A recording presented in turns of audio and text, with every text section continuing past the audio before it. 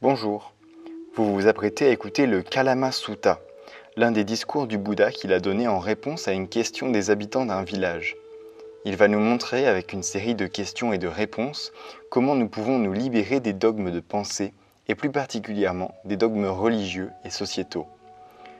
Vous allez aussi découvrir ou redécouvrir la présentation des 3 poisons de l'esprit ainsi que 4 qualités d'esprit à développer importantes à notre propre bonheur mental. Je vous invite à vous installer confortablement, à vous relaxer et à vous laisser transporter tout en méditant sur les mots du Bouddha.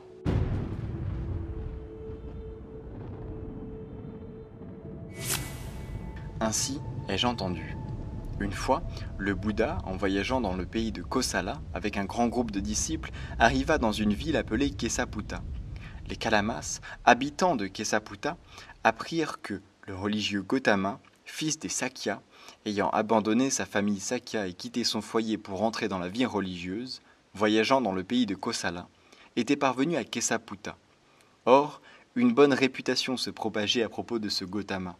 On disait « Il est le bienheureux, l'arahant, parfaitement et pleinement éveillé, parfait en sa sagesse et sa conduite, bien arrivé à son but, le connaisseur des mondes, l'incomparable guide des êtres qui sont prêts à être guidés, l'instructeur des dieux et des humains, le Bouddha, le bienheureux. » Ayant connu lui-même ce monde-ci avec ses dieux, avec ses maras et ses brahmas, avec ses générations de contemplatifs et de prêtres, et ses êtres célestes et humains, il le fait connaître. Il enseigne la doctrine admirable en son début, admirable en son milieu, admirable en sa fin, admirable dans sa lettre et dans son esprit, et il exalte la vie monastique dans ses détails, comme dans son essence, absolument parfaite, absolument pure. Rencontrer un tel arahant est vraiment une bonne chose. Les Kalamas, habitants de Kesaputta, rendirent alors visite au bienheureux. En arrivant, certains parmi eux rendirent hommage au bienheureux et s'assirent à l'écart sur un côté. D'autres échangèrent avec lui des salutations polies et des paroles de courtoisie, et s'assirent ensuite à l'écart sur un côté. Certains, les mains jointes, rendirent hommage dans la direction où se trouvait le bienheureux, puis s'assirent à l'écart sur le côté. D'autres encore, ayant annoncé leur prénom et leur nom de famille, s'assirent à l'écart sur le côté. D'autres s'assirent à l'écart sur le côté, sans rien dire. S'étant assis ainsi à l'écart sur le côté, ils s'adressèrent au bienheureux et dirent « Vénérable Gotama, il y a des contemplatifs et des prêtres qui arrivent à Kesaputta. Ils exposent et exaltent leur propre doctrine, mais ils condamnent et méprisent les doctrines des autres. Puis, d'autres contemplatifs et d'autres prêtres arrivent ensuite à Kesaputta. Eux aussi exposent et exaltent leur propre doctrine, et ils méprisent et critiquent, vilipendent les doctrines des autres. Vénérable, il y a des doutes et il y a une perplexité chez nous à propos de ces diverses opinions religieuses. Parmi ces contemplatifs et ces prêtres, qui dit la vérité et qui dit des mensonges ? Le bienheureux s'adressa aux Kalamas et dit « Il est normal, Kalamas, que vous ayez des doutes et que vous soyez dans la perplexité, car le doute est né chez vous avec raison. Kalamas, ne vous laissez pas guider par ce que vous avez entendu dire, ni par les traditions. Ne vous laissez pas guider par l'autorité des textes religieux, ni par la simple logique ou les allégations, ni par les apparences, ni par la spéculation sur des opinions, ni par des vraisemblances probables, ni par la pensée. Ce religieux est notre maître spirituel. Cependant, lorsque vous savez par vous-même que certaines choses ne sont pas justes, qu'elles sont blâmables, condamnées par les sages, et que lorsqu'on les met en pratique, elles conduisent au mal et au malheur, abandonnez-les.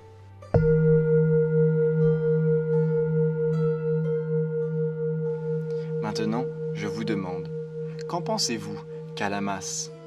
Lorsque l'avidité apparaît chez quelqu'un, cette avidité apparaît-elle pour le bien de cet individu ou pour son mal ?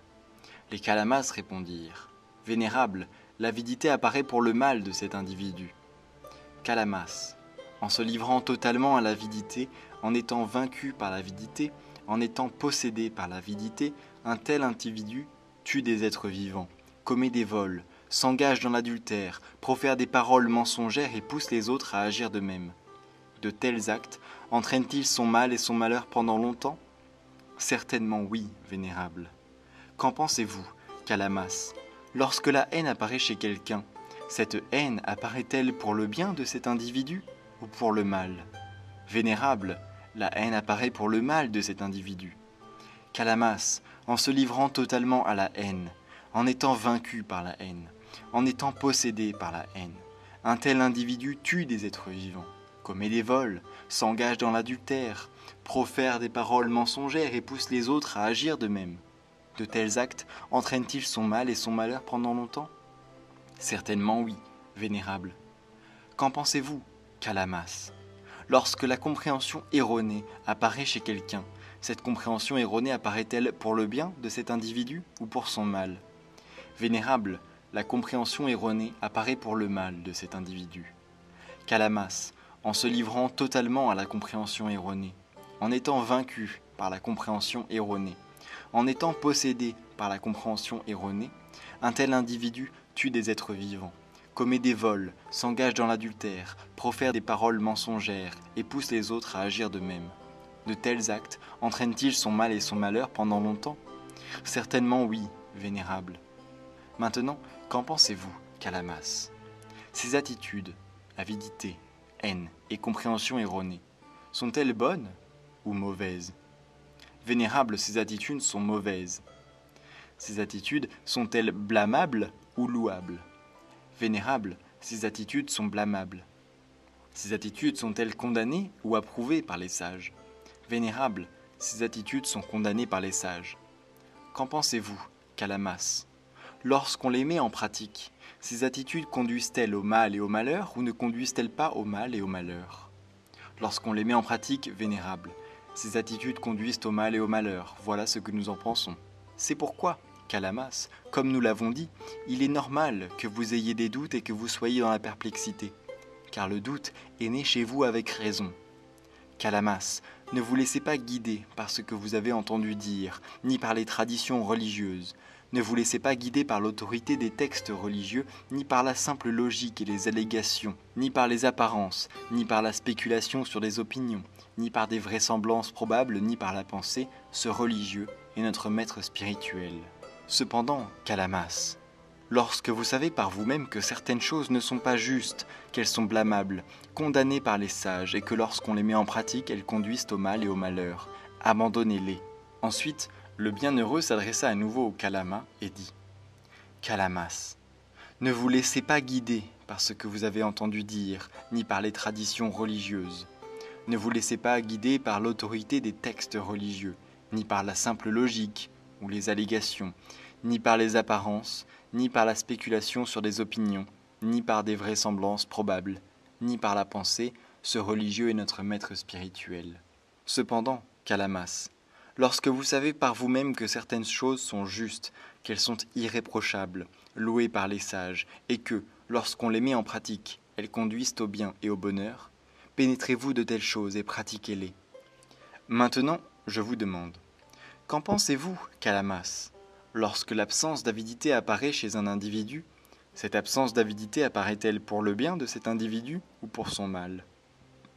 Les Calamas répondirent, « Vénérable, l'absence d'avidité apparaît pour le bien de cet individu. Calamas, en ne se livrant pas à l'avidité, n'étant pas vaincu par l'avidité, n'étant pas possédé par l'avidité, un tel individu ne tue point des êtres vivants, ne commet pas de vol, ne s'engage pas dans l'adultère, ne profère pas des paroles mensongères et encourage les autres à s'abstenir de tels actes. Est-ce que cela entraîne son bonheur et son bien-être?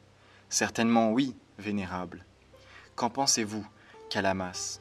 Lorsque l'absence de haine apparaît chez un individu, cette absence de haine apparaît-elle pour le bien de cet individu ou pour son mal?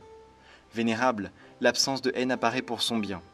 Calamas, en ne se livrant pas à la haine, n'étant pas vaincu par la haine, n'étant pas possédé par la haine, cet individu ne tue pas des êtres vivants, ne commet pas de vol, ne s'engage pas dans l'adultère, ne profère pas des paroles mensongères et encourage les autres à s'abstenir de tels actes.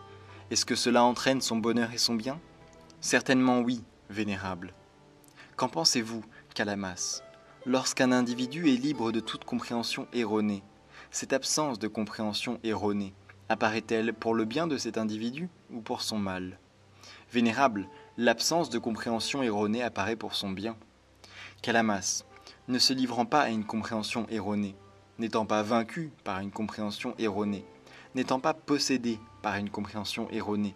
Cet individu ne tue pas d'êtres vivants, ne commet pas de vol, ne s'engage pas dans l'adultère et ne profère pas des paroles mensongères, et encourage les autres à s'abstenir de tels actes. Est-ce que cela entraîne son bonheur et son bien? Certainement oui, vénérable. Maintenant, qu'en pensez-vous, Calamas? Ces attitudes sont-elles bonnes ou mauvaises? Vénérable, ces attitudes sont bonnes. Ces attitudes sont-elles blâmables ou louables? Vénérable, ces attitudes sont louables. Ces attitudes sont-elles condamnées ou approuvées par les sages? Vénérable, ces attitudes sont approuvées par les sages. Qu'en pensez-vous, Calamas?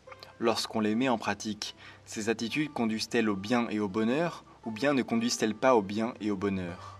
Les Calamas répondirent: lorsqu'on les met en pratique, ces attitudes conduisent au bien et au bonheur. Voilà ce que nous en pensons. Le bienheureux dit: c'est pourquoi, Calamas, comme nous l'avons dit, il est normal que vous ayez des doutes et que vous soyez dans la perplexité, car le doute est né chez vous avec raison.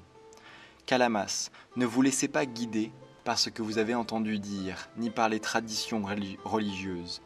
Ne vous laissez pas guider par l'autorité des textes religieux, ni par la simple logique ou les allégations, ni par les apparences, ni par la spéculation sur des opinions, ni par des vraisemblances probables, ni par la pensée. Ce religieux est notre maître spirituel. Cependant, Calamas, lorsque vous savez par vous-même que certaines choses sont justes et que ces choses sont irréprochables, louées par les sages, et que lorsqu'on les met en pratique, elles conduisent au bien et au bonheur, pénétrez-vous de telles choses et pratiquez-les.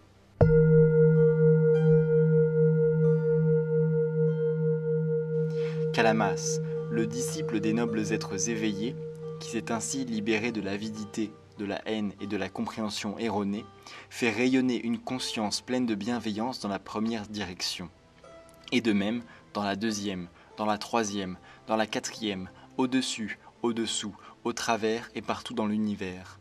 Il demeure, faisant rayonner une conscience pleine de bienveillance, large, profonde, sans limite, libre de toute haine et de toute malveillance.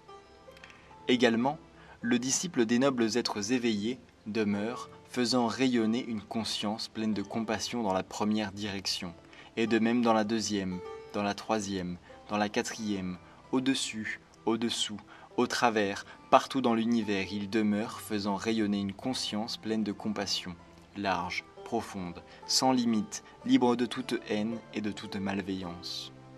Également, le disciple des nobles êtres éveillés demeure, faisant rayonner une conscience pleine de joie altruiste dans la première direction, et de même dans la deuxième, dans la troisième, dans la quatrième, au-dessus, au-dessous, au travers, partout dans l'univers, il demeure, faisant rayonner une conscience pleine de joie altruiste, large, profonde, sans limite, libre de toute haine et de toute malveillance. Également, le disciple des nobles êtres éveillés demeure, faisant rayonner une conscience pleine d'équanimité dans la première direction, et de même dans la deuxième, dans la troisième, dans la quatrième, au-dessus, au-dessous, au travers et partout dans l'univers. Il demeure, faisant rayonner une conscience pleine d'équanimité, large, profonde, sans limite, libre de toute haine et de toute malveillance. Calamas, le disciple des nobles êtres éveillés qui a une pensée ainsi libre de toute haine et de toute malveillance, qui a une pensée irréprochable et pure, est quelqu'un qui trouve les 4 certitudes ici et maintenant en pensant.